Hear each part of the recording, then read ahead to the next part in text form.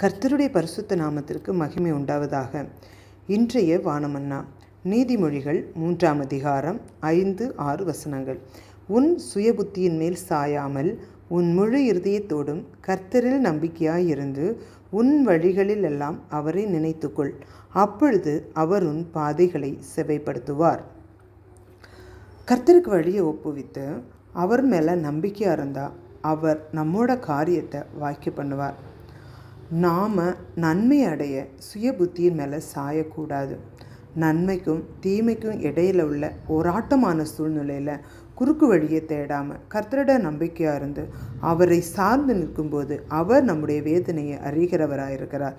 நம்மோட போராட்டமான நேரத்தில் நான் இதை செய்து முடிப்பேன் நம்முடைய சுய புத்தியின் மேலே சாய்ந்து வேதனையை கூட்டாமல் கர்த்தர் மேலே நம்பிக்கை வச்சு அவர் மேல் சாய்ந்து அவர் சார்ந்து நிற்கும்போது அவர் நம்மை விடுவிக்க வல்லவராயிருக்கிறார். வேதனை, சோதனை, துக்கம் நம்மை வாட்டும்போது நம்மோட ஞானத்தையும் நம்மோட பலத்தையும் நம்மோட நண்பர்களையும் உறவினர்களையும் நம்பாமல் கர்த்தருக்கு காத்திருந்து நம்மோட வழியில் எல்லாம் அவரை நினைக்கும்போது நம்மோட அந்த இக்கட்டான நிலையிலிருந்து அவர் நம்ம விடுவிக்க வல்லவராயிருக்கிறார். நம்மோட நெருக்கமான கஷ்டமான பாதைகளை அவர் செவ்வை பண்ணி நம்ம நேர் வழியில் நடத்துவார். அப்போ நாம் கர்த்தரை குறித்து மட்டுமே மேன்மை பாராட்ட வேண்டும். வேதம் சொல்கிறது, ஞானி ஞானத்தை குறித்து மேன்மை பாராட்டக்கூடாது, பலசாலி பலத்தை குறித்து மேன்மை பாராட்டக்கூடாது, ஐஸ்வர்யவான் தனக்குண்டான ஐஸ்வர்யத்தை குறித்து மேன்மை பாராட்டக்கூடாது.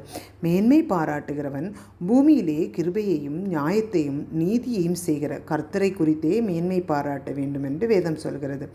கர்த்தரை மேன்மை பாராட்டும் போது நம்மோட சுயமெல்லாம் நம்ம விட்டு மறைஞ்சு போகும்.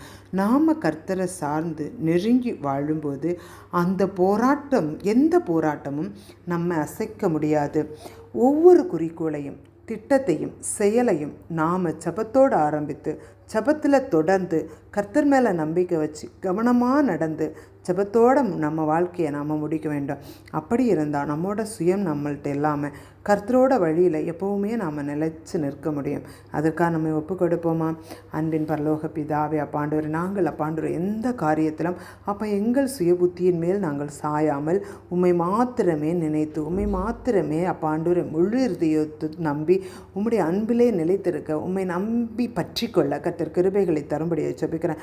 நாங்கள் அப்பாண்டவரை செல்கிற வருகிற வழிகளில் எல்லாம் அப்பாண்டவரை அப்பா உம்மை மாத்திரமே நினைக்கிறவர்களாய் கர்த்தர் எங்களை மாற்றும்படியை ஜெபிக்கிறேன். எங்களை பாதைகளை செவை பண்ணுகிற தேவன் நீர், எங்கள் வழிகளை அறிந்திருக்கிற கர்த்தர் நீர் அப்பாண்டவரை எல்லாவற்றையும் ஆராய்ந்து அறிகிற தேவன். அப்போ நாங்கள் எப்படியாய் நடக்க வேண்டுமோ அந்த வழியில் என் தேவன் எங்களை நடத்தும்படியாய் ஜெபிக்கிறேன். முற்றிலும் உம்முடைய கரத்திலே தாழ்த்துகிறேன். இயேசுவின் நாமத்தில் ஜெபங்களும் நல்ல பிதாவே, ஆமென்.